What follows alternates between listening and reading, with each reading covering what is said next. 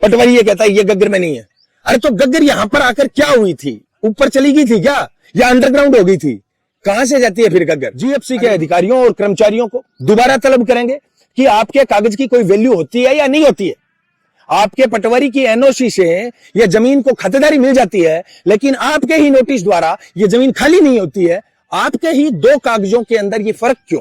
नमस्कार जय किसान साथियों, जैसा कि आपने देखा था आज से 1 साल पहले जब यहाँ पर पेड़ कटे थे, हमने तब जीएफसी के एक्सीएन मनोज जी कड़वासरा को यहाँ पर बुलाया था और उनको बताया था कि किस प्रकार गग्गर बाहु क्षेत्र के सेंटर में बीचों बीच ये जो जमीन है, इस जमीन पर सरेआम अतिक्रमण हो रहा है। तब ये मकान जो है वो बन रहा था।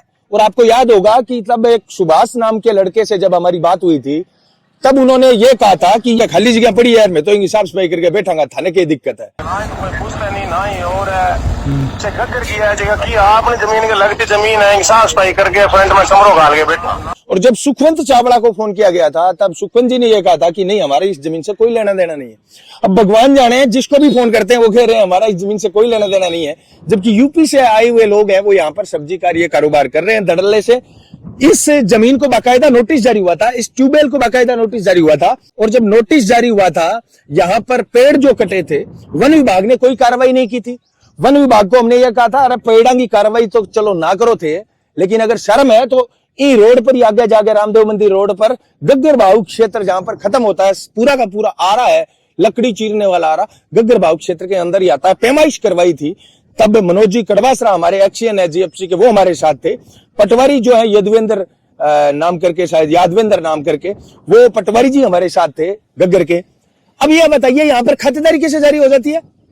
जीएफसी का पटवारी एनओसी जारी करता है, अनापत्ति प्रमाण पत्र जारी करता है कि जी इस जमीन, ये जमीन जो है ये गग्गर बाहु क्षेत्र में नहीं है और इसको अगर खातेदारी दी जाती है तो हमें कोई आपत्ति क्यों नहीं।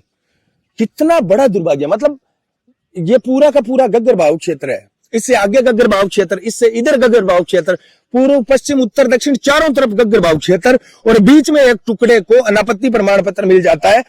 पटवारी ये कहता है ये गग्गर में नहीं है।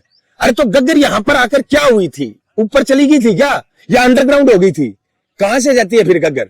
अगर बीचों बीच आप इस जगह को एनओसी देकर बाहर निकाल देते हो, और ये कोई एक जगह नहीं है, मैं ये नहीं कह रहा कि सिर्फ यहां पर खातेदारी जारी हुई है, गग्गर बाहु क्षेत्र में बहुत जगह ये खातेदारियां जारी हुई है।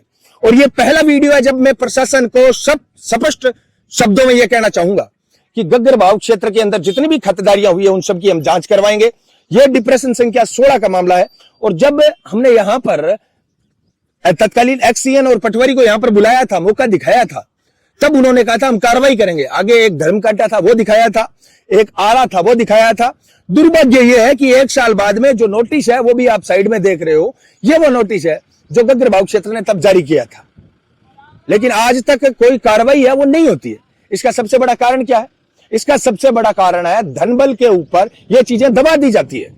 अब पिछले 1.5-2 महीने से हम लगातार महाजन और महाजन के आसपास के गांव में स्वामी केशवानंद जी के सपनों को साकार करने के लिए वहां पर लगे हुए थे। तो सूरतगढ़ और सूरतगढ़ के आसपास के मुद्दों पर हमारा ध्यान नहीं था, लेकिन हम यहां से जब जाते थे महाजन, तब मैं रोजाना इस जमीन को देखता था, यार फुर्सत मिलने पर यह मुद्दा मैं फिर से उठाऊंगा। और यह मुद्दा मैंने स्वयं संज्ञान लेकर फिर से उठाया है। जीएफसी के अधिकारियों और कर्मचारियों को दोबारा तलब करेंगे कि आपके कागज की कोई वैल्यू होती है या नहीं होती है।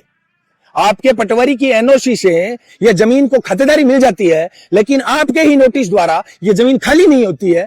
आपके ही दो कागजों के अंदर यह फर्क क्यों?